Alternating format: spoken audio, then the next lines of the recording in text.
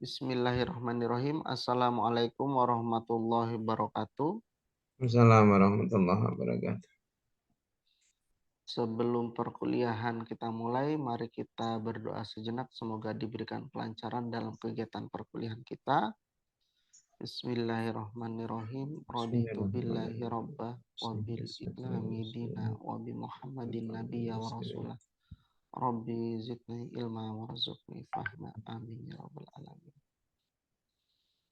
Bapak, Ibu semua, di pertemuan yang lalu kita sudah bahas beberapa fikih kontemporer yang ada atau yang sudah ditetapkan, baik itu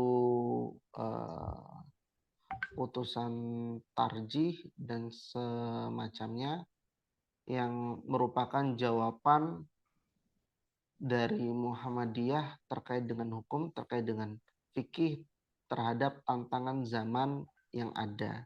Kemarin kita sudah bahas fikih kebencanaan, lalu ada kalender Islam global yang sedang kita upayakan, dan juga kemarin kita bahas tentang fikih air.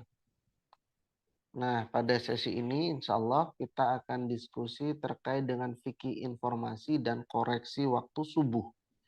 Fikih informasi akan dibawakan oleh Bu Sukmana Homsun. Nanti koreksi waktu subuh akan dibawakan oleh Pak Budiatno. Itu ya. Dua-duanya merupakan tantangan yang ada saat ini. Koreksi waktu subuh itu berdasarkan pengalaman empirik para saintis-saintis yang membedakan kapan itu fajar sodik dan kapan itu fajar kizib. Nah, itu sudah ada risetnya, mungkin nanti Pak Ano bisa membahas yang lebih rinci. Lalu fikih informasi itu terkait dengan bagaimana sekarang banjir informasi, bagaimana kita sebagai warga Muhammadiyah, simpatisan Muhammadiyah, atau mungkin orang yang dekat dengan persyarikatan itu menyikapi banjir informasi yang ada saat ini. Apalagi ini menjelang pemilu, biasanya tantangannya akan jauh lebih besar gitu ya. Oke, kami persilakan kepada Bu Sukmana Homsun untuk memaparkan hasil penelusurannya, kajian literaturnya terkait dengan fikih informasi. Kepada Bu Homsun dipersilahkan. Ya, terima kasih. Berbagi layar Pak Han, Pak Arif. Ya. Silakan.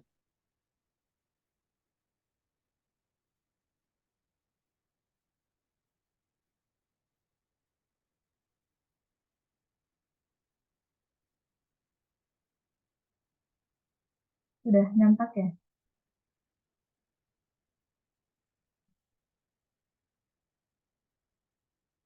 Sudah.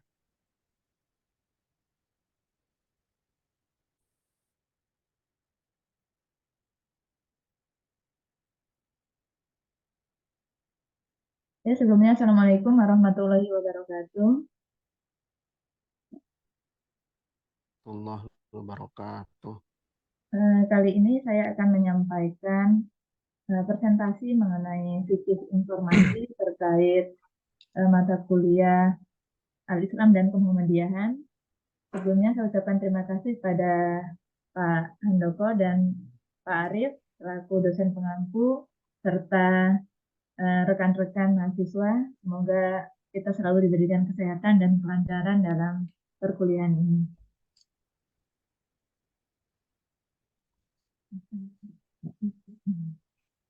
Untuk latar belakang yang pertama yaitu mengenai revolusi informasi.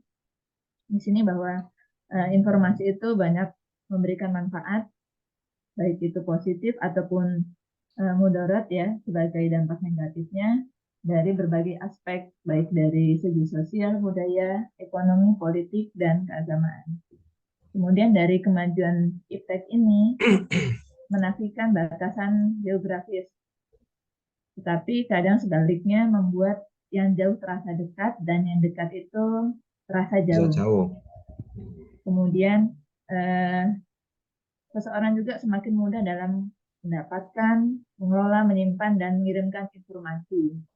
Selain itu, informasi itu juga bisa sebagai faktor yang mengubah peradaban manusia.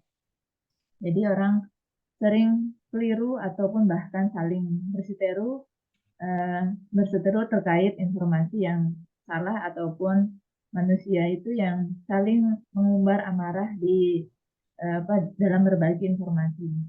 Nah, maka di sini suatu panduan dalam kegiatan baik itu memproduksi, menerima, menyimpan, dan mengolah serta menyebarluaskan informasi itu perlu disadari. Oleh karena itu, pimpinan Pusat Muhammadiyah itu menyusun buku fikih informasi terkait fikih informasi yang dikeluarkan melalui Majelis Pustaka dan Informasi. Adapun untuk rumusan masalah dan tujuan penulisan, yaitu rumusan masalahnya itu yang pertama, apakah makna fikih, kemudian bagaimana makna fikih informasi, kemudian apa saja nilai-nilai fikih informasi, kemudian menyebutkan fungsi informasi dalam fikih informasi dan bagaimana aktualisasi fikih informasi. Kemudian tujuannya tentunya untuk mengetahui bagaimana makna fikih informasi, kemudian nilai-nilai fikih, kemudian fungsi dan aktualisasi dari fikih informasi. Kemudian untuk makna fikih, di sini ada secara terminologi bahwa norma yang saling terkait satu sama lain, kemudian bisa dikatakan sebagai peraturan-peraturan atau hukum yang konkret atau al-ahkam al-far'iyah. Kemudian sebagai azas umum atau al-usul al-kuliyah dan nilai-nilai dasar atau al-qiyam al-asasiyah, dan dengan kata lain bahwa suatu peraturan atau hukum konkret itu berlandaskan pada sesuatu hal yang dipayungi oleh asas umum ataupun asas umum itu juga nantinya dijadikan berlandaskan kepada payung yang dinilai memiliki nilai dasar. Kemudian secara istilah, ilmu tentang hukum syariat dalam bentuk praktek yang diambil dari dalil terperinci. Kemudian secara bahasa, makna fikih itu mencakup semua ajaran agama. Jadi nantinya dikuatkan oleh penggunaan kata fikih yang saya ambil contoh dalam surat At-Taubah ayat 122. Bismillahirrahmanirrahim. Wa ma kana al-mu'minu liyafiru kaffah. Qalu lau Falaula falaula nafara min kulli firqatin minhum ta'ifatun yatafaqahu fid dini waliyunziru qaumahu idza raja'u ilaihim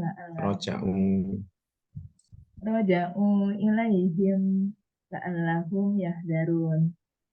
Artinya, tidak sepatutnya bagi mukminin itu pergi ke semuanya, yaitu ke medan perang. Mengapa tidak pergi dan dari tiap-tiap golongan di antara mereka beberapa orang untuk memperdalam pengetahuan mereka tentang agama dan untuk memberikan peringatan kepada kaumnya apabila mereka telah kembali kepadanya supaya mereka dapat menjaga dirinya. Jadi dari surat At-Taubah ayat 122 ini dalam fikih informasi dikatakan bahwa informasi itu dapat memberikan suatu pengalaman ataupun informasi dan dapat dapat bisa menjadi alat peperangan jika disalahgunakan. Kemudian nilai dasar fikih informasi yang pertama yaitu at-tauhid. Jadi prinsip ketauhidan dalam informasi ini meyakini bahwa Allah dan Rasulullah SAW sebagai sumber kebenaran informasi, sehingga setiap informasi yang dibuat dan disebarkan kepada halayak dapat dipertanggungjawabkan di depan Allah. Dalam konteks tauhid, informasi yang kita produksi dan kita sebarkan, maka dimintai pertanggungjawaban di hadapan Allah. Karena itu perlu dilakukan check and recheck. Misalkan di sini saya ambil dalam Quran surat Al-Hujurat ayat 6.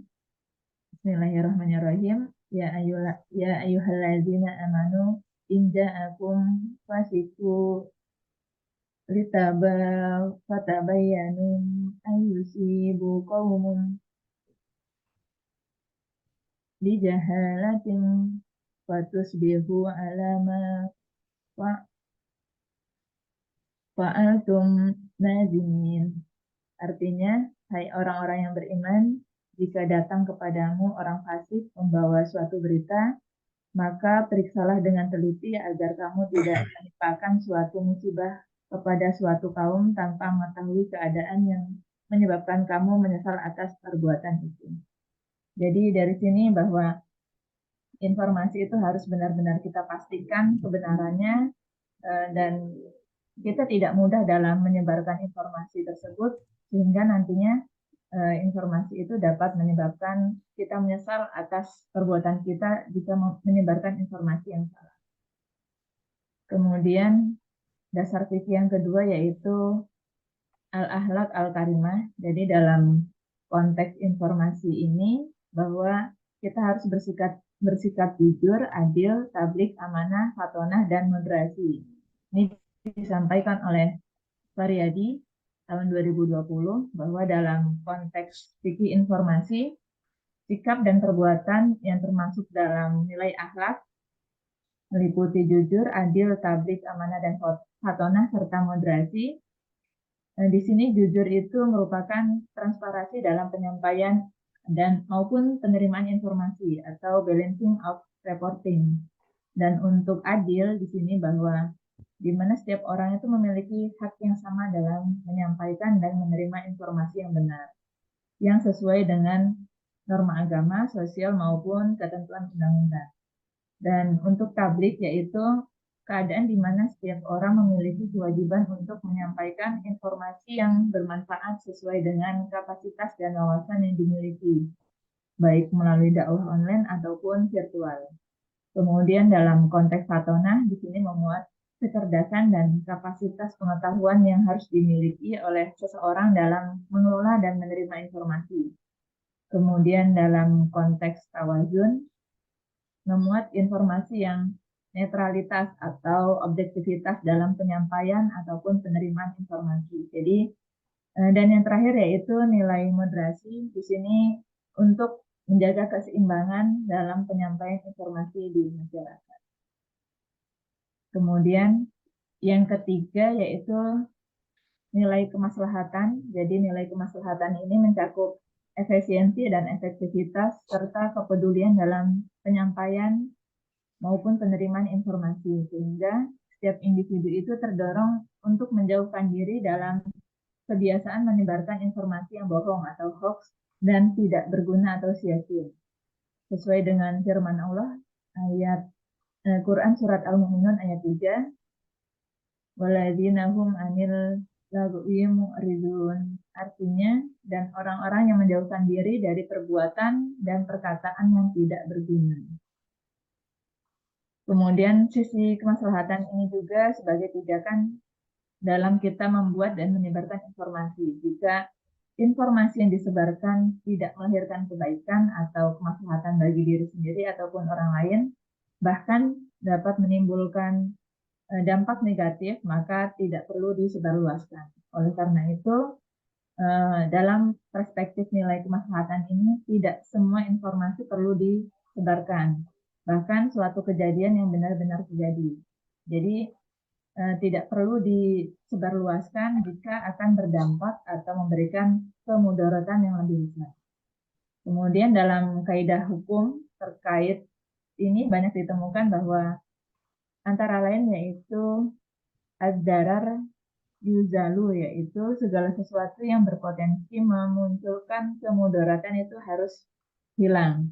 Kemudian irtikab Al-Kafi Ad-Dararain, yaitu mengambil resistensi yang paling minim dari tingkat kemudaratannya. Selanjutnya yaitu prinsip universal. Jadi di sini prinsip universal itu merupakan prinsip keterbukaan dan transparansi atau sidik. Kemudian prinsip selektivitas dan kehati-hatian atau ihtiyat. Selanjutnya ada prinsip keseimbangan, yaitu keseimbangan informasi atau at-tawazun. Kemudian dari nilai-nilai dan prinsip ini melahirkan pedoman praktis, yaitu al-hakam al-far'iyah, yang di dalamnya memuat fungsi, manfaat, fatsum, serta apa yang boleh dan yang tidak boleh dilakukan dalam memproduksi dan menyebarkan informasi. Dikemukakan oleh Majelis Tarjih dan Tajdid tahun 2019, halaman 49-72, sehingga dari informasi yang telah diproduksi dan yang disebarkan lewat berbagai sarana dan fasilitas harus dapat melahirkan kemaslahatan dalam kehidupan. Kemudian ada fungsi informasi. Jadi setiap pengguna media sosial dan informasi harus benar-benar menyadari bahwa informasi itu bukan hanya sekedar sharing berita ataupun percakapan, apalagi dalam pemenuhan kepuasan pribadi. Tetapi fungsi ini memiliki dimensi yang sangat luas, yaitu pengajaran atau at-ta'lim, sehingga setiap pengguna itu bisa semakin cerdas dan memiliki wawasan, dan sehingga informasi yang dimiliki itu memiliki dimensi yang sangat luas. Fungsi yang pertama yaitu taklim atau pengajaran ataupun pendidikan. Jadi di sini informasi itu harus mengundang pengajaran ataupun memiliki fungsi yang mendidik kepada masyarakat menuju ke arah yang lebih baik. Kemudian informasi ini dapat membawa ke arah yang lebih lebih tahu menjadi yang lebih tahu dan paham terhadap kebenaran dan fakta yang diinformasikan. Kemudian fungsi yang kedua yaitu tanwir atau pencerahan. Jadi informasi yang ideal itu harus bersifat mencerahkan, sehingga nantinya masyarakat bisa termotivasi ke arah yang lebih baik dengan didukung fakta yang ada di dalamnya.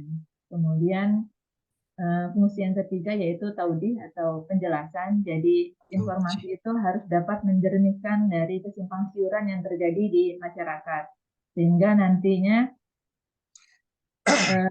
fakta-fakta ataupun keraguan yang ada di masyarakat itu harus lebih diperjelas lagi. Kemudian yang keempat yaitu tajdid atau pembaharuan.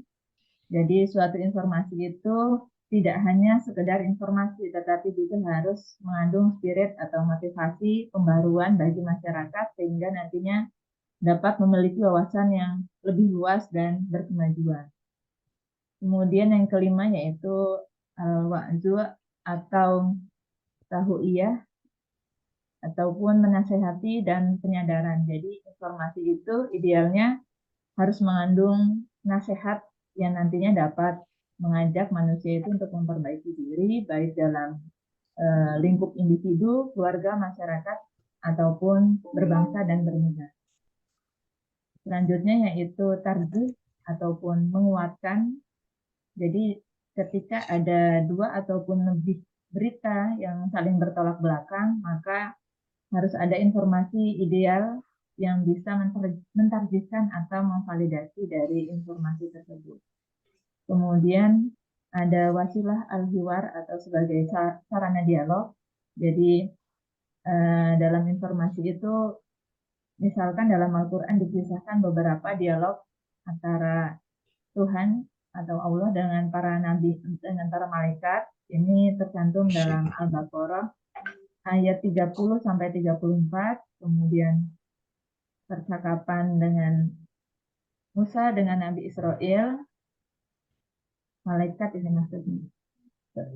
Dalam Al-Baqarah ayat 60-71. Kemudian dialog-dialog di dalamnya itu memuat informasi ataupun transfer informasi yang terjadi dan pembahasannya ada dalam Al-Quran.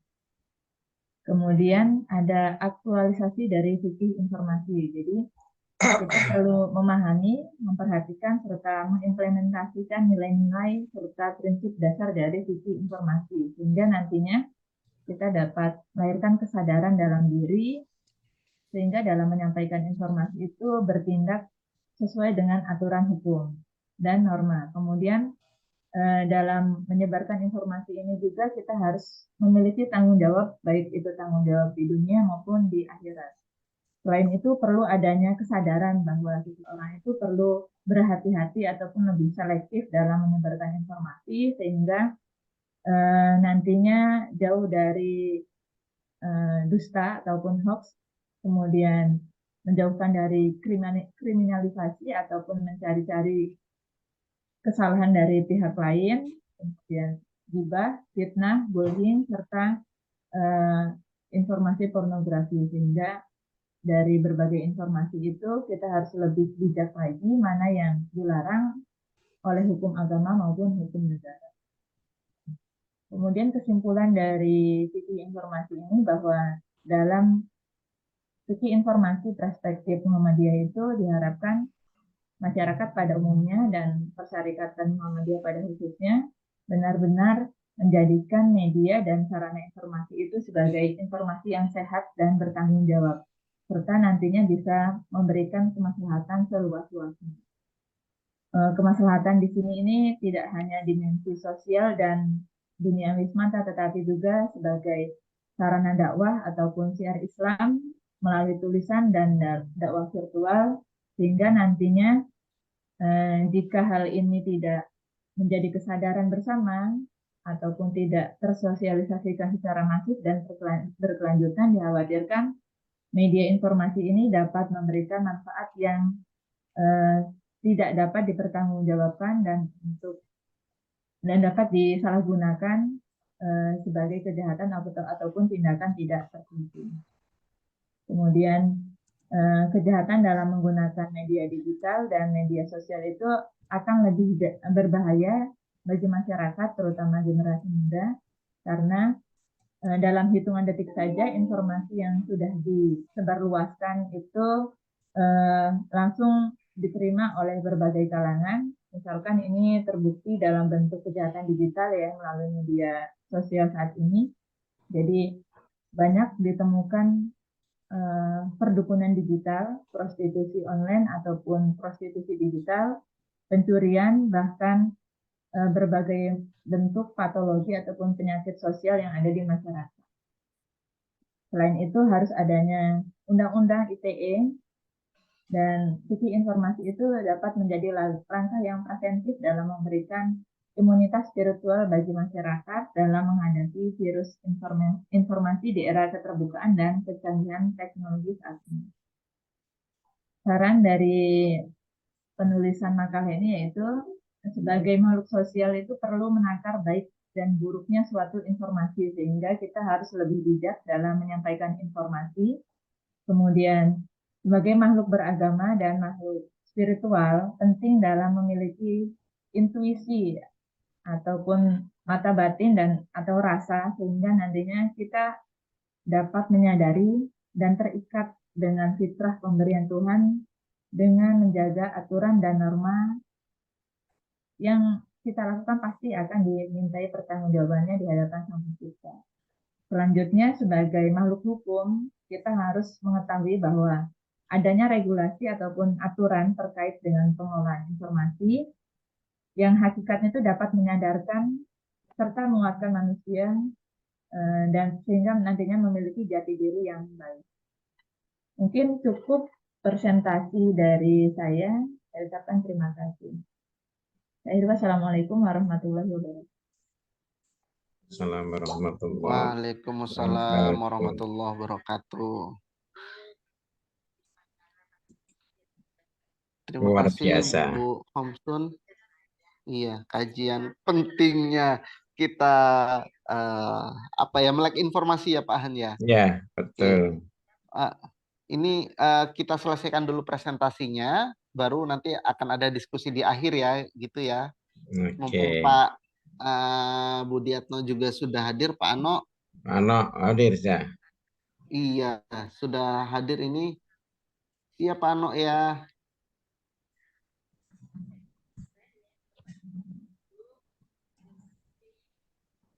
Ini saya ya, Pak? Iya, iya.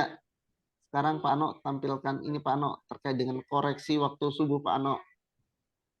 Ya, Pak.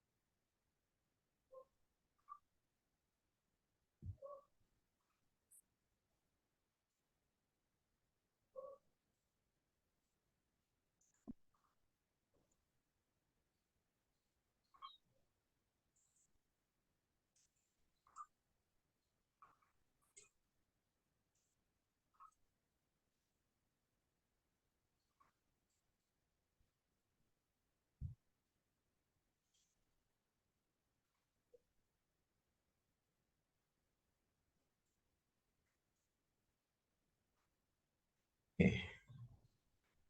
Sip.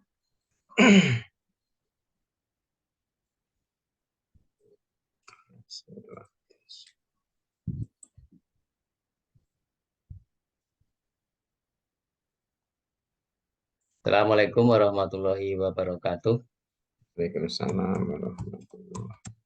Pada Pak Dr. Handoko Santoso, MPD, dan Bapak Arif Rahman, ATP, MPDSI, yang saya hormati, serta kawan-kawan mahasiswa pasca sarjana pendidikan IPA yang saya banggakan. Pada kali ini saya akan mempresentasikan tugas daripada mata kuliah Al-Islam dan Wah, suaranya Kemuhammadiyahan. agak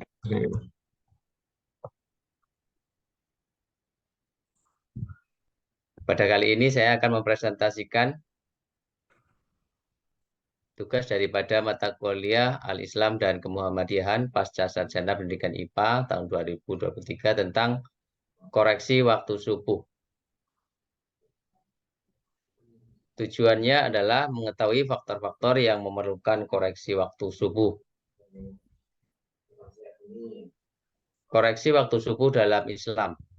Waktu subuh sebagai cahaya pertama yang menyinari pagi setelah yang gelap.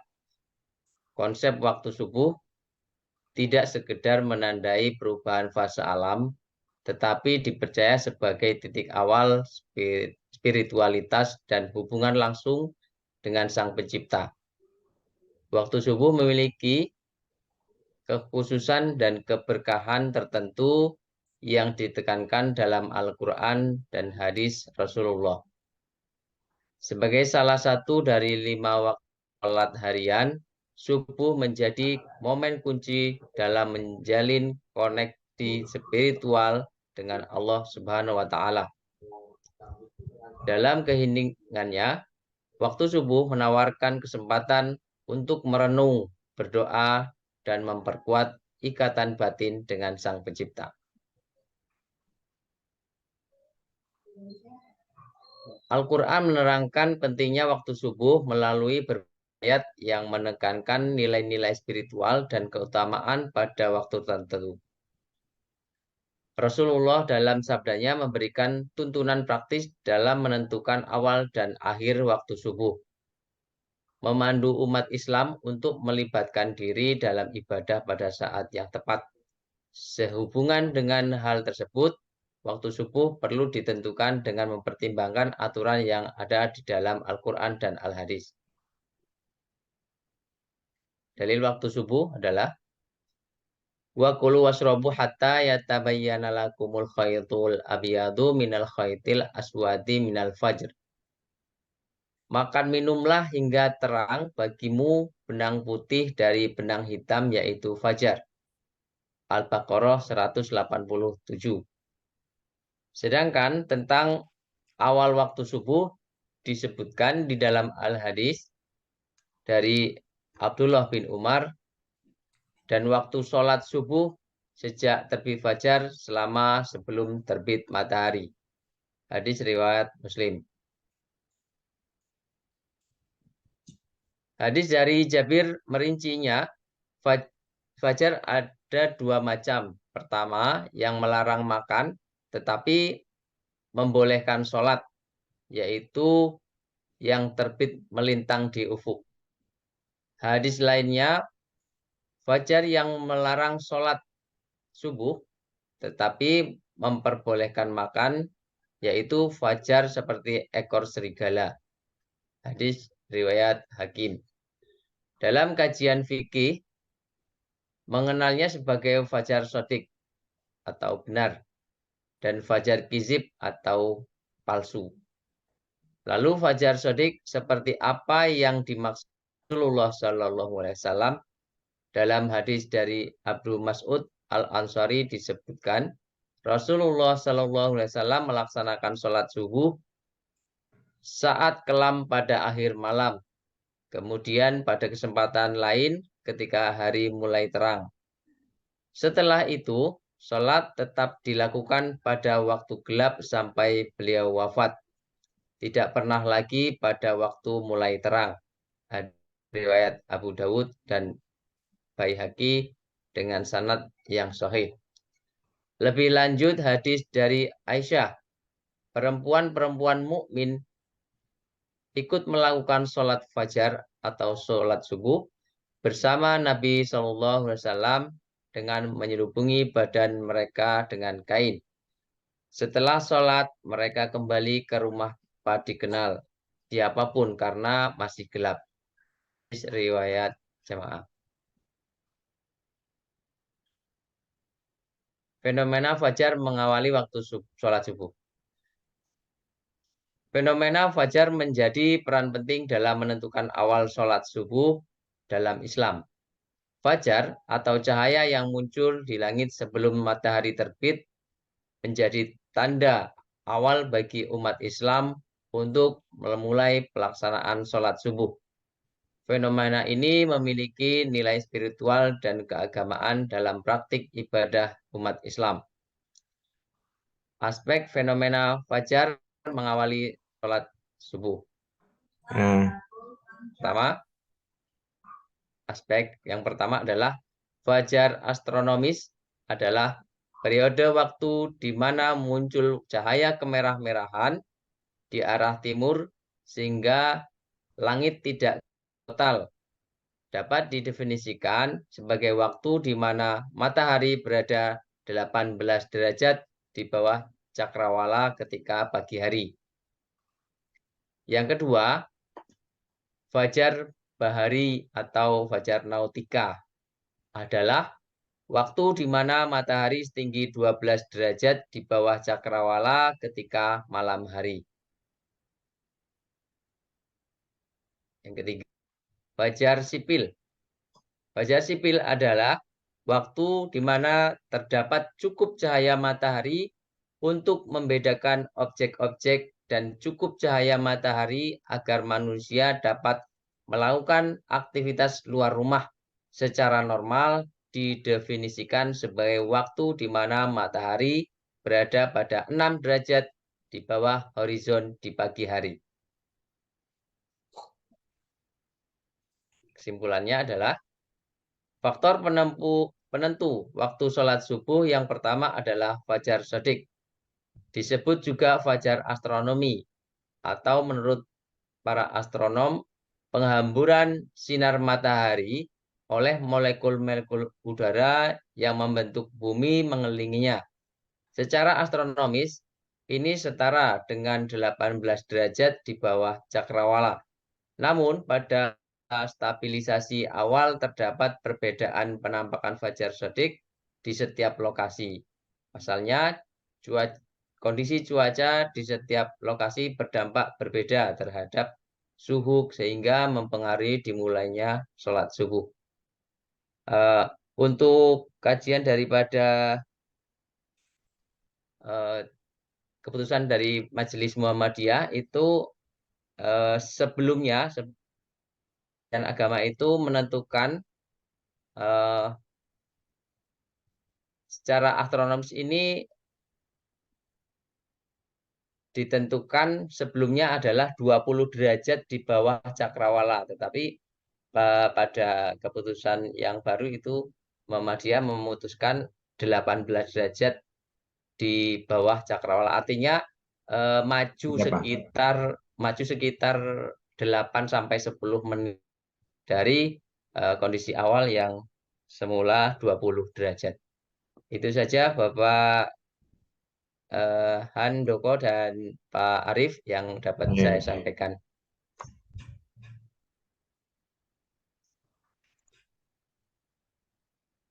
Oke, terima kasih Pak Ano. Dari apa yang sudah dipaparkan oleh Bu Homsun dan Pak Ano, mungkin kita bisa diskusi Bapak Ibu sekalian. Kalau kemarin agak sedikit ini ya, terkait dengan koreksi waktu subuh, enak banget ya yang jadi Muhammadiyah gitu. Ada beberapa diskusi. Imsaknya mundur 10 menit, yang lain sudah mulai puasa, itu masih bisa makan, minum, masih bisa tambah 1 porsi lagi.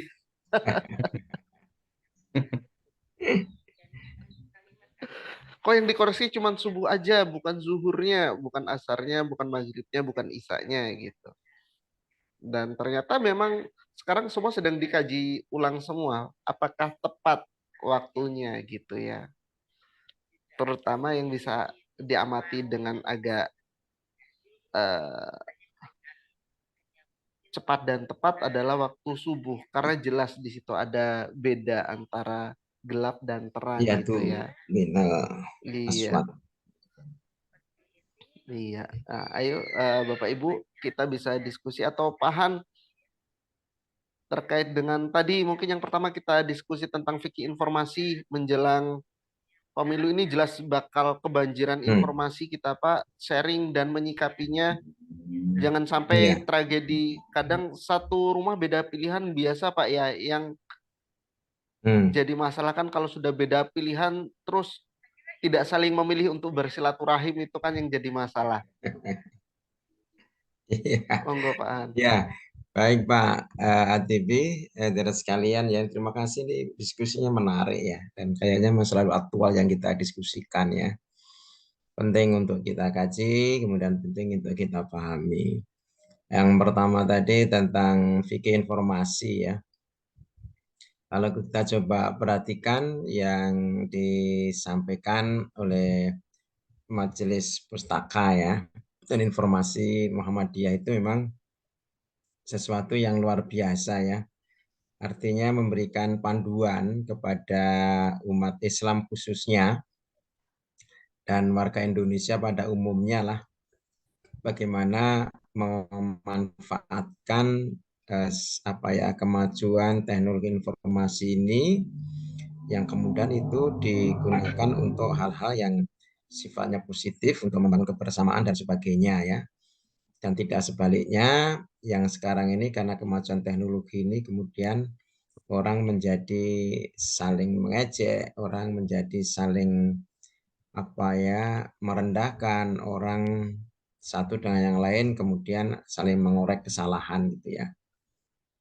Dalam Islam tadi sudah disampaikan tadi Bu Sukmana ya, beberapa dasar yang perlu untuk kita ketahui ya, untuk kita pahami mulai dari tadi. Jadi ada istilah tabayun tadi ya. Jadi idza ja'akum munafiquna binabain ya fatabayyanu.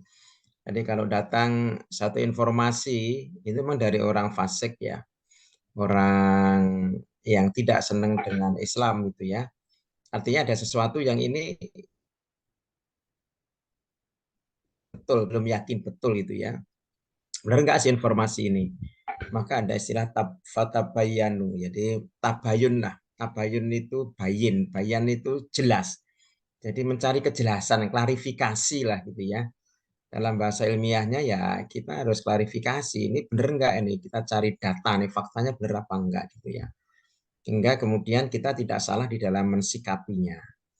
Kalau itu sesuatu yang benar, nah kemudian kita kemudian boleh itu menginformasikan kepada yang lain. Itu yang ditekankan oleh Muhammadiyah sudah beberapa lama yang lalu lah. Itu bagaimana kita harus cerdas, pintar dalam menggunakan kemajuan teknologi ya, pada khususnya melalui medsos itu. Sehingga kita tidak asal meneruskan, asal percaya, asal dan sebagainya. Tapi kita ada semacam tadi ya, penyaringan. Bahkan sekalipun itu informasi itu benar, kemudian apakah ini kemudian layak untuk kemudian kita informasikan kepada khalayak rame, namanya gitu ya. Itu juga perlu diperhitungkan juga sehingga tidak menimbulkan sesuatu yang malah tidak baik.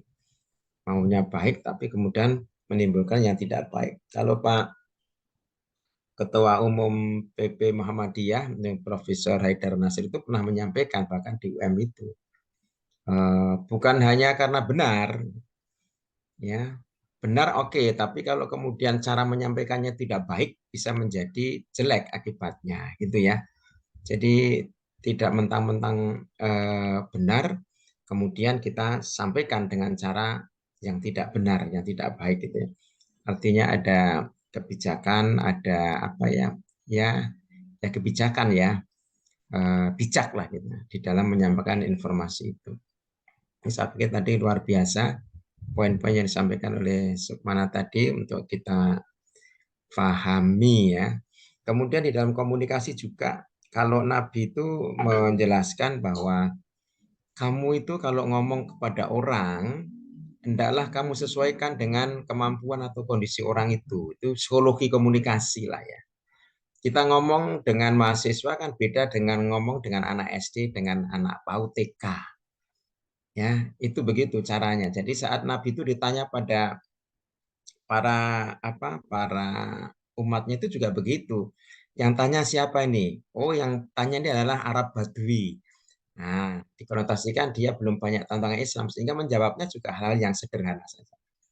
Tapi kalau yang tanya itu adalah sahabat yang sudah dekat dengan beliau, Islamnya sudah oke, dia menjawabnya dengan cara yang lain kan gitu ya.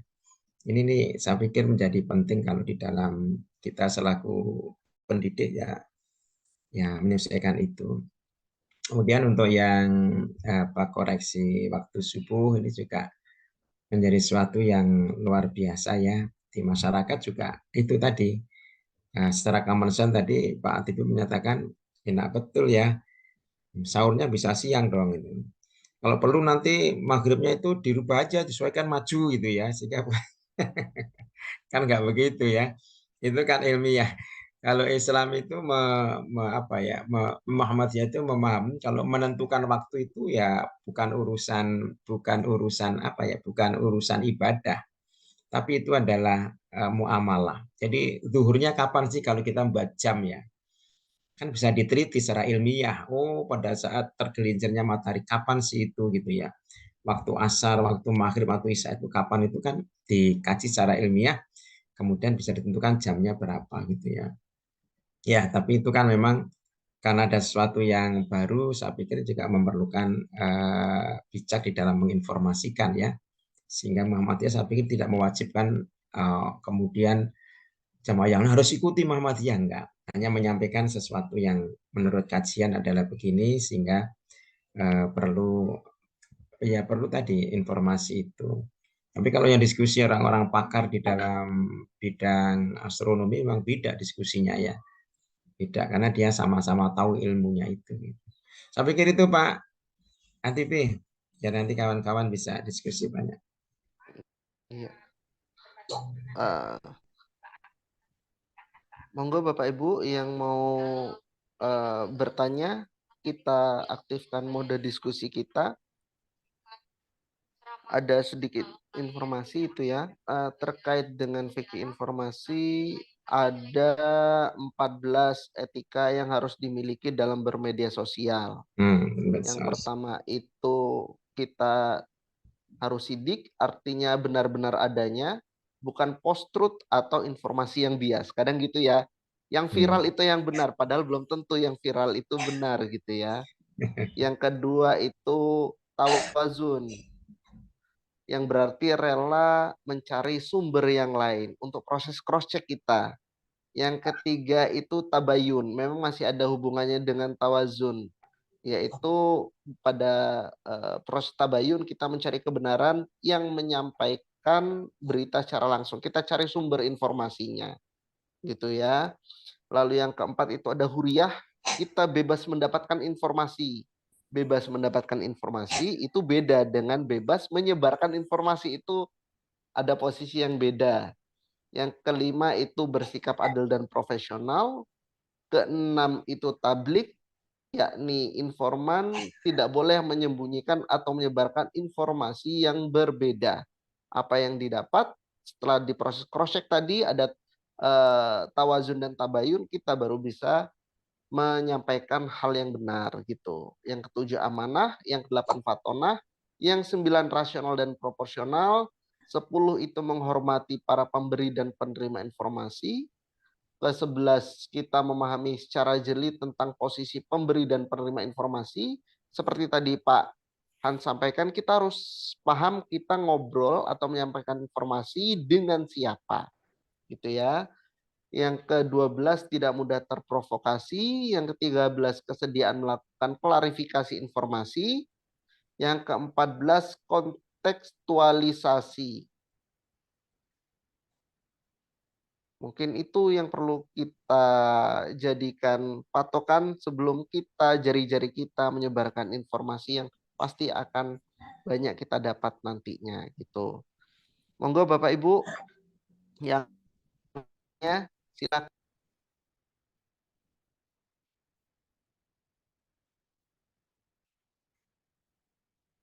Ya, silakan sharing. Saya Pak, izin Apa ini? tanya. Nelly Pak. Silakan Oh, Nelly. Nelly.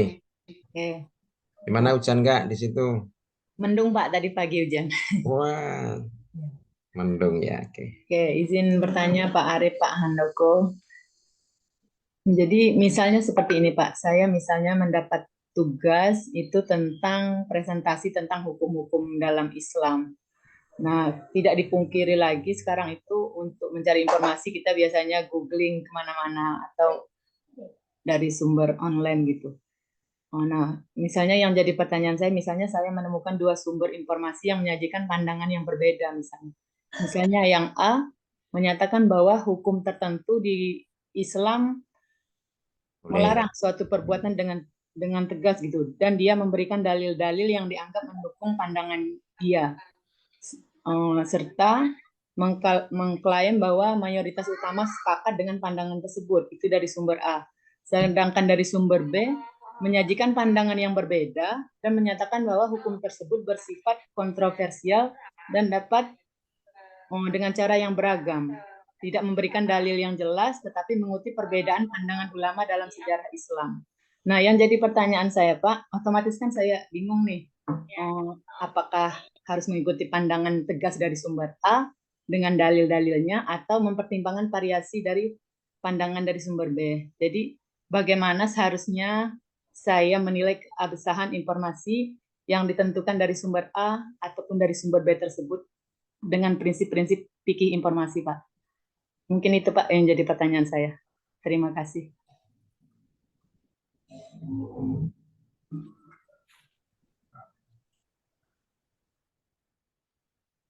Monggo silakan Pak Han, kita diskusi. Teman-teman yang lain juga Iya, kita boleh diskusi. ya menanggapi Kita, ya. Silakan Bapak ya, Ibu silakan. semua. Kita diskusinya kan bertujuh nih ya, bertujuh berdelapan. Iya, iya. Monggo. Sharing aja kita. Ya, Bu Nelly sharing. Ya, sharing Pak. Ya. Bingung gitu Pak, ada Ya, dua tapi apa, satunya nanti tegas Kiki, gitu Pak dengan Ono. dalil-dalilnya, tapi satu sumber lagi dengan pandangan yang berbeda. Dengan dalil nggak tadi? Yang nomor dua. Yang nomor dua tidak memberikan dalil yang jelas Pak, tapi dia mengutip dari sejarah Islam, dari pandangan ulama dalam sejarah Islam. Oh, ada pandangan ulama. Iya. Ya. Oh, disilakan dulu kawan-kawan. Ya, baik Pak, saya akan mencoba berbagi informasi. Jika kita ngambil referensi dari berbagai sumber melalui media informasi yang sekarang ini kan sangat luas dan seperti tidak ada batas begitu ya. Kita harus bijak dalam menentukan satu kesimpulan yang kita ambil. Kalau di situ berkaitan dengan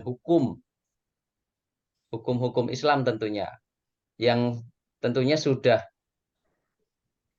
mutlak kebenarannya, itu harus mau nggak mau itu kita harus ikut kan gitu.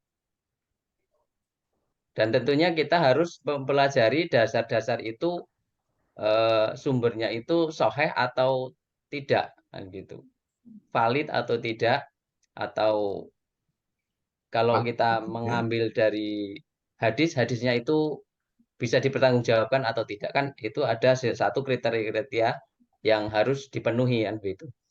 Selanjutnya untuk sumber yang berkaitan dari orang-orang pendahulu, misalnya orang-orang pendahulu itu pun tidak harus semata-mata atas hasil pemikiran dia sendiri.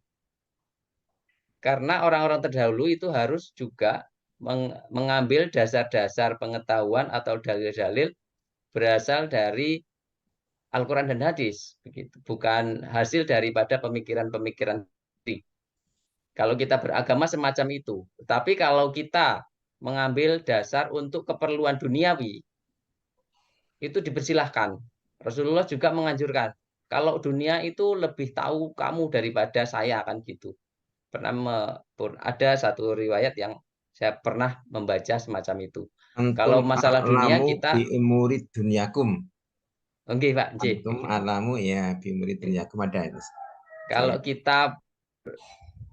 Kalau kita mau melakukan dari urusan dunia, ya silahkan kita mau. Yang penting tidak berkaitan dengan ilmu-ilmu akhirat. Kalau ilmu-ilmu akhirat atau ilmu-ilmu agama, itu sudah ditentukan oleh Allah Subhanahu wa Ta'ala dan Rasul-Nya begitu. Itu saja Pak, sharing yang dapat saya sampaikan. Oke. Ayo silakan siapa? Kiki. Silakan Kiki. Belum Pak, masih menyimak Oh, masih menyimak. pertanyaan. Baik. Boleh. Besok mana boleh juga loh ya. Silakan.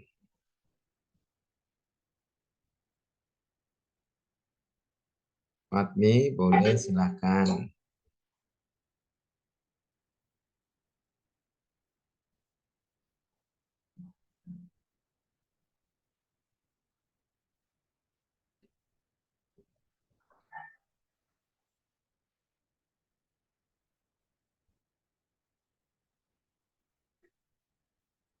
Kalau di dalam nas Al-Quran itu memang ada ayat yang menyatakan fas'alu ahla dzikri in kuntum la ta'lamun ya. Jadi kalau kamu nggak ngerti ya tanya kepada ahli zikir, artinya pada ahli ilmunya. Ahli ilmunya itu lah ini yang kita tanyakan tentang apa kan gitu ya. Kalau kaitannya dengan hukum-hukum fikih tentu adalah para alim ya, para orang yang ya ilmunya itu fikihnya, ilmunya itu memang bagus. Ada beberapa yang memang itu nasnya jelas. Kalau jelas itu saya pikir nggak ada perbedaan ya, nggak ada khilafiyah. Tapi memang ada beberapa yang kemudian nasnya itu apa ya? Kalau dalam bahasa apa itu mungkin mutasyabihat ya. Artinya itu ada interpretasi. Umpamanya gini, ada di dalam hal wudhu, di dalam hal mandi ya. Ya, ada yang kemudian kata-kata aulamastumun nisa gitu ya. Kamu menyentuh istrimu. Ah, menyentuh istrimu. Ini kaitannya dengan bersuci. Bersuci itu yang membatalkan wudhu atau tidak. bahasanya lemastun itu ya menyentuh. Tapi kemudian ada pemahaman, ya pokoknya kalau menyentuh, iya batal gitu ya. Bahasanya kan menyentuh gitu ya. Tetapi kemudian oh nggak begitu, ya itu kemudian nanti didasarkan kepada riwayat umpamanya. Artinya menyentuh itu ya kalau suami istri itu ya bersetubuh gitu ya. Nah, bersetubuh itulah yang kemudian menyebabkan orang itu harus bersuci ya, bukan harus mandi junub dan sebagainya. Atau mungkin dalam hal yang lain memang ada ya, yang kemudian itu menimbulkan apa ya tafsir ya. Yang tafsir itu memang beberapa hal itu tafsir itu memang beda antara ahli tafsir satu dengan yang lain itu mungkin juga ada perbedaan. Jadi kalau dalam hal yang begitu ya, kalau di dalam Muhammadiyah itu maka tadi ada istilah tarjih ya. Tarjih itu adalah mencari mana yang lebih kuat dalilnya gitu ya. Mana yang lebih kuat itu yang diikuti. Mungkin yang tidak lebih kuat itu bukan salah gitu ya, tapi memilih yang lebih kuat itu adalah yang bagus itu ya. Tapi tidak menyalahkan kemudian yang yang yang tidak lebih kuat. Ya, artinya sama-sama boleh. Ini bisa. Tapi yang kayaknya yang rojih gitu ya, itu adalah yang ini gitu ya. Gitu. Dan itu pun ternyata juga yang kayak gitu juga pemahaman juga eh, berbeda-beda ya. Namanya kalau di dalam sholat ada sholat malam itu kan ada hadis yang mengatakan ya sholat malam itu dua kan gitu ya. Dua Ya, rakaat. Tapi kan ada riwayat bahwa Aisyah itu meriwayatkan, Aisyah itu orang yang paling dekat dengan Nabi, dia ngerti Nabi itu sholat malamnya kayak apa. Riwayat Aisyah mengatakan itu adalah 4-4-3, mamanya gitu ya.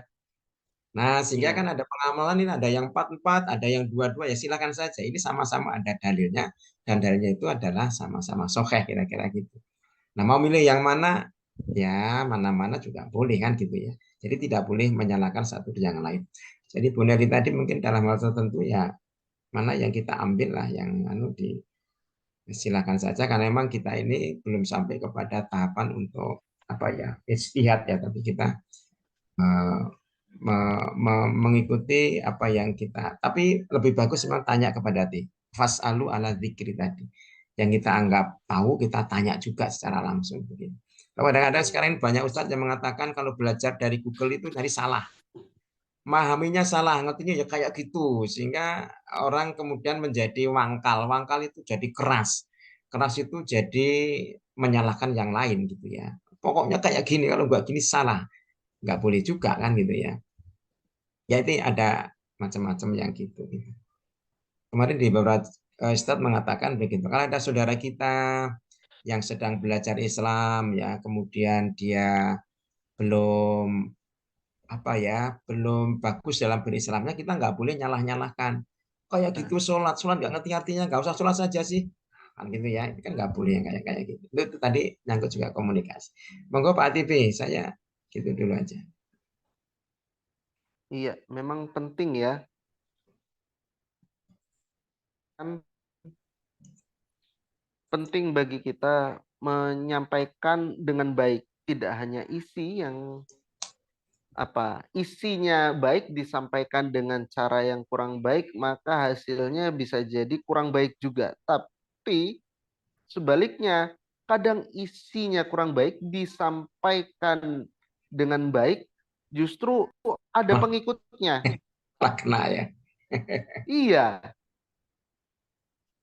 orang terlihat bicara halus, santun, tidak sengaja tanpa kita sharing informasi itu seolah-olah jadi bagian kebenaran yang bahkan bisa kita ikuti. Justru tantangan kita adalah bagaimana menyampaikan sesuatu yang baik dengan cara yang baik pula. Benar tadi yang disampaikan Pak Han, beberapa rekan kita mu'alaf itu justru tantangannya setelah dia jadi mu'alaf.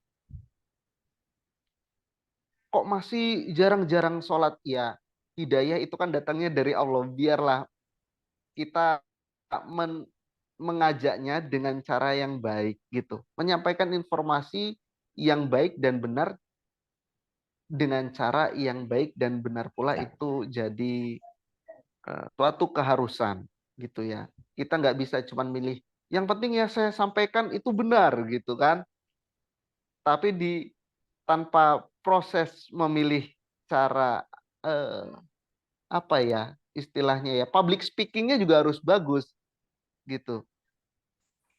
Ada beberapa waktu lalu di suatu perumahan itu saya dapat kabar ada orang datang, ada latihan hadroh, dimarah-marah. Hadroh itu kan nggak ada di zaman Nabi. Itu haram gitu ya. Wah, sampai debat sama orang kompleks perumahan. Makanya kita harus paham juga posisinya, apakah itu terkait ibadah atau muamalah. Kadang kita kebalik, sesuatu yang kalau di prinsip muamalah itu kan sesuatu yang tidak dilarang itu berarti boleh untuk dilakukan. Tapi kalau di ibadah kebalikannya, sesuatu yang tidak dituntunkan itu justru harus dihindari gitu. Kadang kita kebolak-balik itu, apa yang nggak dituntunkan di sisi ibadah justru kita laksanakan. Tapi juga kita harus lihat lagi kayak tadi, bukan berarti kalau kita milih pelaksanaan sholat tarawih itu dua diiringi apa witirnya 3, nanti witir juga ada yang 2 dilanjutkan plus 1, ada yang langsung 3 Pak Han ya. Ya, Pilihannya jadi banyak ya. Iya, yang baik adalah yang melaksanakan sholat tarawih. Sama dengan benar mana yang sholat subuh pakai kunut sama yang nggak pakai kunut. Dua-duanya benar, dua-duanya baik. Yang agak kerok itu udah nggak sholat subuh, ikut-ikutan komentar, nyalah-nyalakan, akhirnya nggak ketemu dua-duanya itu.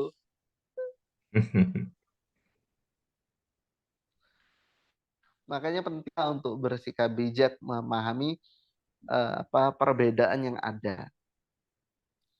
Di menjelang Idul Fitri yang lalu mungkin ada perbedaan diskusi pengikutnya Profesor Thomas Jamaluddin dengan dari Majelis Tarjih dan Tajdid PP Muhammadiyah. Sebenarnya diskusinya Prof Nono, ya Prof Nono itu sudah sering melakukan diskusi terkait dengan penentuan awal bulan, ditambah lagi koreksi waktu subuh gitu ya. Abrin yang dulu 8 dengan kita yang ada di Majelis Tarjih dan Tajdid. Forum diskusi ilmiahnya oke. Tapi yang jadi masalah adalah forum Twitternya yang nggak oke. Forum sosmednya yang nggak oke. Bahkan salah satu tim di BRIN itu kalau perlu darah umat warga Muhammadiyah itu halal katanya. Kan nggak se ekstrim itu juga, ya kan? Akhirnya dia kan kena masalah kan. Nah, sebenarnya ya. itu diskusinya ada itu Bapak Ibu semua. Diskusi 2 bulannya ada. Di BRIN itu diselenggarakan Prof Non, diskusi dengan Prof Jamal, stafnya, itu diskusinya ada online waktu itu. Tapi entah kenapa ketika di luar forum diskusi ilmiah jadinya kok jadi brutal gitu. Nah, makanya kita harus berlapang dada, berbesar hati. Rekan-rekan di NU juga saya rasa nggak se ekstrim itulah ya menyikapinya ya. Nah, makanya kita perlu banyak-banyak baca supaya melek informasi gitu.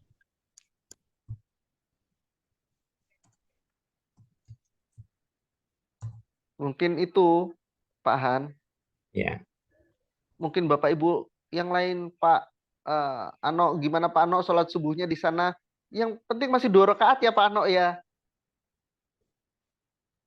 Eh, kalau masyarakat seperti yang kita bahas dengan Iya. Pak Yani kemarin ya Pak Arif ya, masyarakat Iya. yang memang sudah mapan pengetahuannya, tidak kolot lagi, dan di mana itu tempat ibadahnya atau masjidnya itu orang-orangnya juga sudah berpikiran sudah maju, mereka dan tidak dikhususkan untuk Muhammadiyah dan NU-nya, itu sangat ya mereka toleransinya sangat besar begitu. Ketika orang Muhammadiyah maju sebagai imam sholat subuhnya gitu, ya enggak pakai kunut kan gitu. Kalau sebaliknya orang yang NU maju sebagai imamnya, mereka memakai kunut ya. Dan itu sudah menjadi hal yang biasa, sudah menjadi hal biasa, bukan hal yang menjadikan yang Masalah. dibesar-besarkan. Ya, Itu diskusi kita kemarin ya Pak Arif ya. ya, ada masalah. Ya, itu kan sama-sama nasnya ada, kira-kira kitanya satu difahami bahwa itu ini kuat gitu. Yang satu memahami itu tidak lebih kuat dari yang ini kan gitu, sehingga menjadi pilihan. Menjadi pilihan ya silahkan. Kayak yang tadi Pak Arif tadi yang witir 3 rakaat. Nah, tapi ada yang memilahkan 2 dan 1 kan gitu ya. Nah, karena Ustadz Gus Baha itu, loh, witir itu kan ganjil. Kalau 2 dan 1 itu berarti witirmu hanya 1, bukan 3 gitu. Ini ya witir, misi ciki ya oleh witir itu gitu ya. Jadi nggak usah dibesar-besarkan itu. Ya karena kalau fikih pengertian witir itu ganjil. Dan nek sunatmu telu. Telu kuwi terus tok pilah sing loro harus siji lah. Witirmu sing di sing ganjil sing pira. Padahal sholat itu diawali dengan takbir, akhir dengan salam toh, rampung toh. Nah, tambah 1 ya berarti 1 itu witir. Yaitu anu aja dialog-dialog itu artinya menunjukkan bahwa eh, ya silahkan saja itu ya ada dasarnya bahwa begitu itu tidak perlu menjadi sesuatu yang krusial untuk dibesar-besarkan, tapi memberikan keleluasaan silahkan saja ada dasarnya kok ya. Dua-dua karena hadisnya itu dua rakaat maka 3 itu dipisah menjadi 2 kan 2 rakaat dan 1 itu ya. Tapi karena memang di dalam hadis yang lain itu Nabi meriwayatkan kalau kamu sholat tahajud kemudian kok kamu keburu mau azan sholatlah 1 rakaat, berarti aslinya tidak 1 rakaat toh kan gitu ya. Aslinya 3 rakaatnya kira-kira cukup ya siji wae ra apa-apa kan gitu ya pemahaman terhadap hadis Nabi begitu. Ya di banyak tempat sekarang orang sudah tercerahkan sehingga walaupun berbeda sudah paham bahwa begitulah keyakinannya. Di masyarakat tertentu wis ora diundang yasinan karena wong nek diundang yasinan ora gelem kok pahamnya itu tidak mengharuskan yasinan gitu ya. Jadi ya udah nggak usah diundang lain kali kan gitu ya. Kalau tadi masalah kok undang ora teko malah malah sing undang nesuno diundang ya ora gelem gitu ya. Padahal nggak diundang juga nggak ada masalah kan gitu ya. Hanya kayak gitulah di masyarakat kita sampai sudah nggak apa hal yang kemudian sekarang sudah menjadi tercerahkan ya.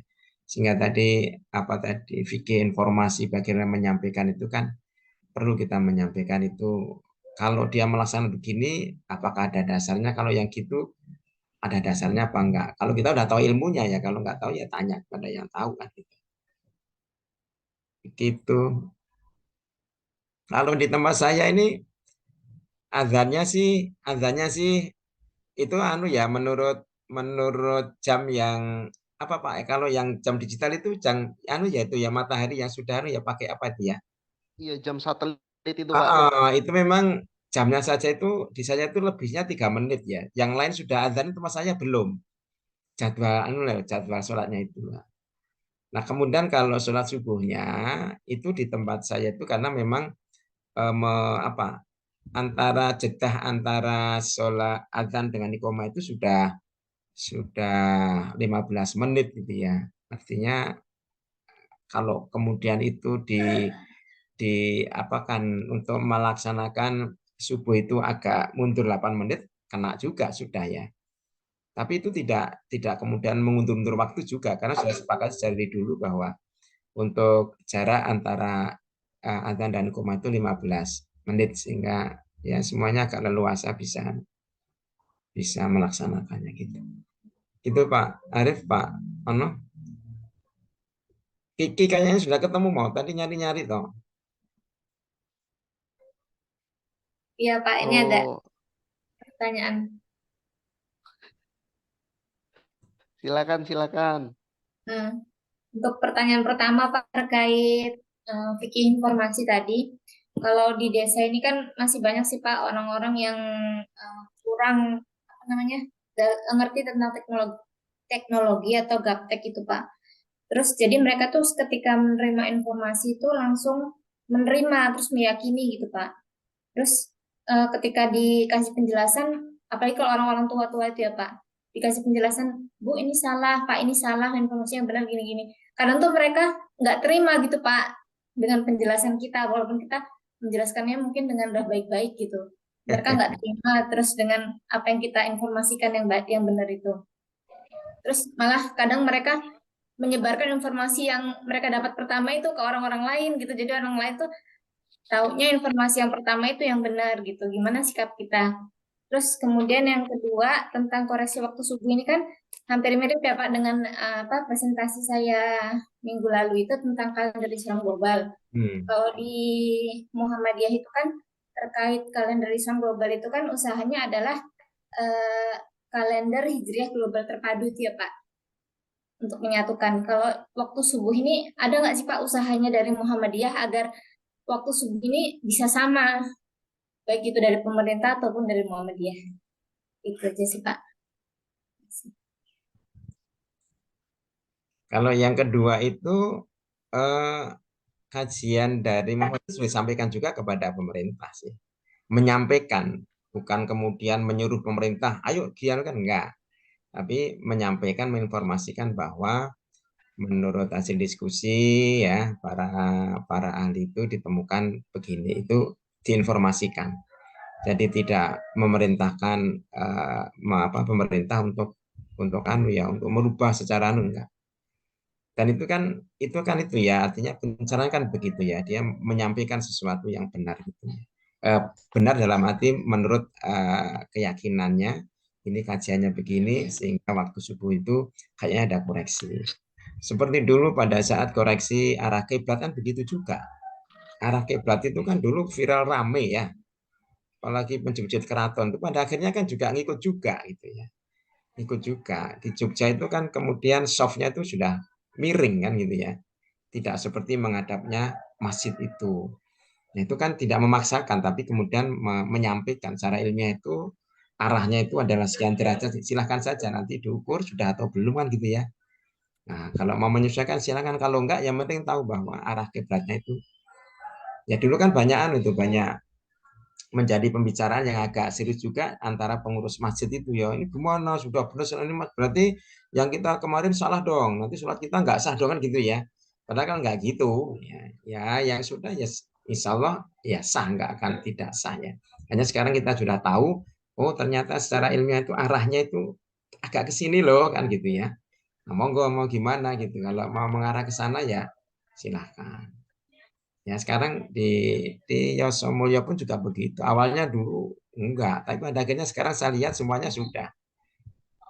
Musolanya dipugar, akhirnya menghadapnya dirubah juga.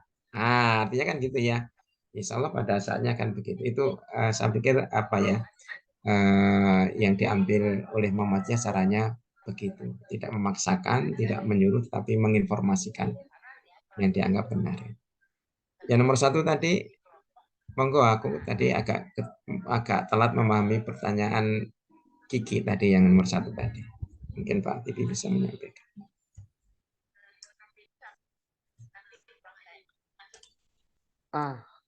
Tadi itu Bu Kiki menanyakan biasanya kalau di warga itu kurang lebih ya, informasi pertama itu ketika sudah booming maka itulah yang dianggap benar. Ketika kita Oh sudah mau gitu. melakukan koreksi Sulit. terhadap berita yang ada gitu, wah itu justru kita berada di sisi minoritas dan habis sudah kebenaran yang kita sampaikan gitu. Ya, Padahal kita dikatakan sudah mengada-ada aja ini uh, ya. emang ada kurang lebih gitu Bu Kiki ya, maksudnya ya. Proses koreksi atas berita itu yang jadi tantangan gitu ya kurang lebih ya.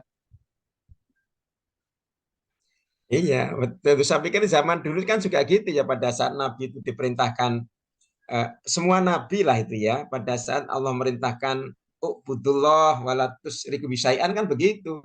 Loh gimana sih kamu ini anak kecil memberikan ajaran baru? Kan sedari dulu kita nenek moyang kita tuh kalau nyembah bukan Tuhan yang satu sih, gitu ya. Tuhannya kita kan banyak, kan gitu ya.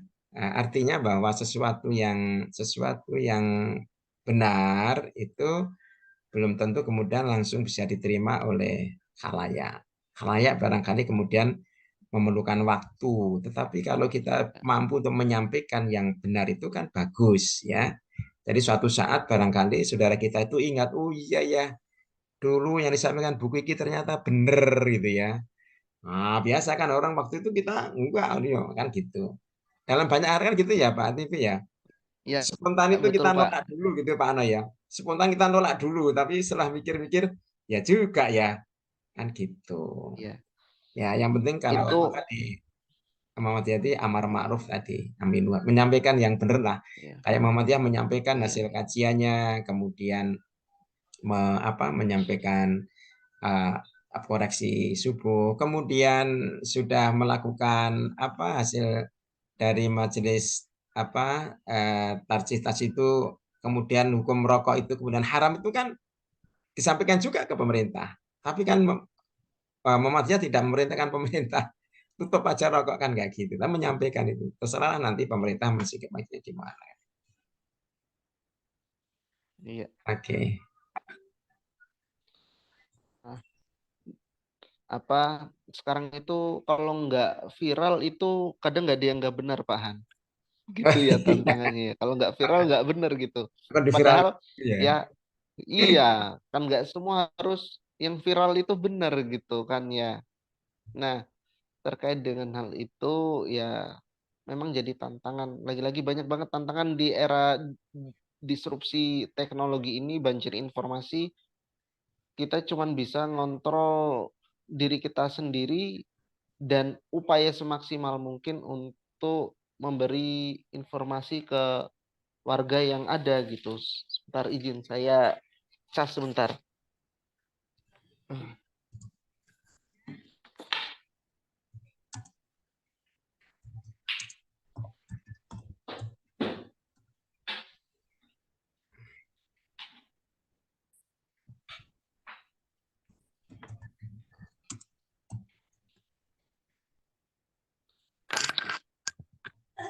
Tadi terkait dengan waktu subuh itu salah satu yang menghitung kapan itu fajar shodiq keluar selama 1 tahun itu adik tingkat saya.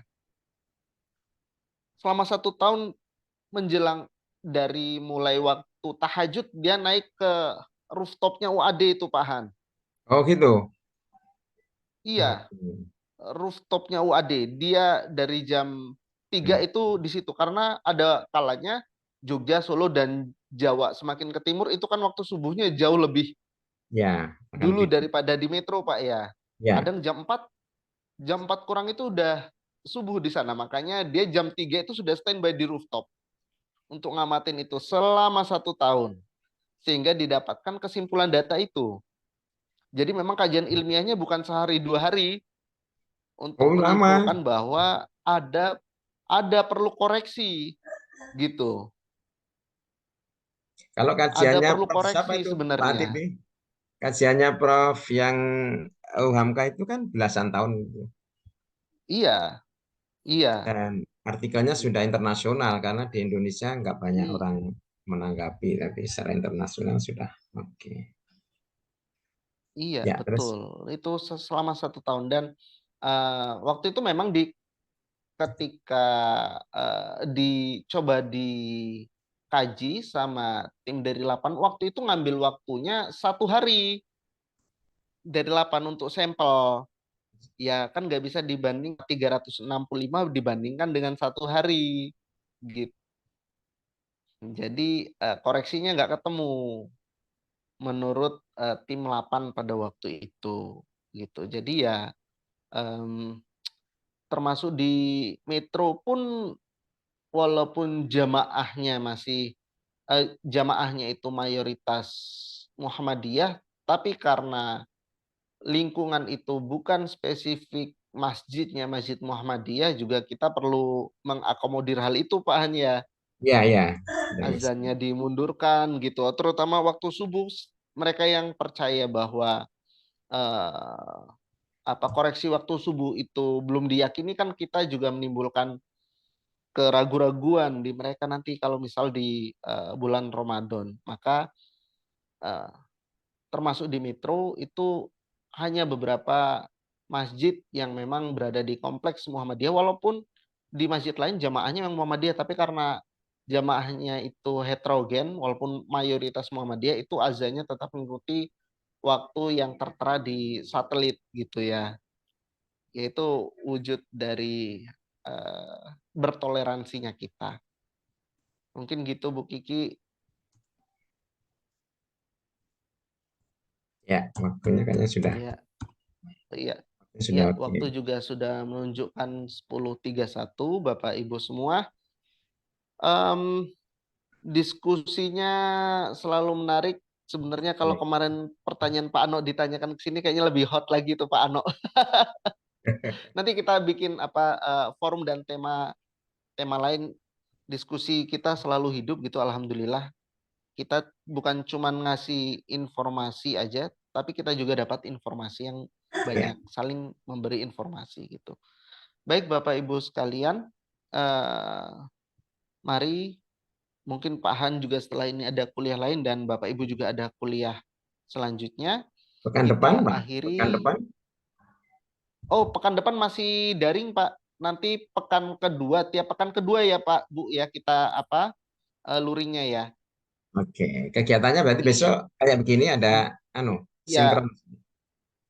Iya. Gitu. Oke. Jadi itu Bapak Ibu sekalian perkuliahan kita pada siang hari ini, insya Allah menambah wawasan kita, memberikan kita banyak hikmah dan kebijaksanaan gitu ya. Mari kita akhiri perkuliahan kita dengan bersama mengucap lafaz hamdalah dan doa kafaratul majelis. Alhamdulillah. Subhanakallahumma rabbana wa bihamdika asyhadu an la ilaha illa anta astaghfiruka wa atubu ilaik. Terima kasih. Wassalamualaikum warahmatullahi wabarakatuh. Assalamualaikum warahmatullahi wabarakatuh. Kita live ya. Oke, Iya. silahkan Terima kasih Pak Live Han, ya, Pak Arif, Bapak terima kasih. Ibu. Oke. Iya.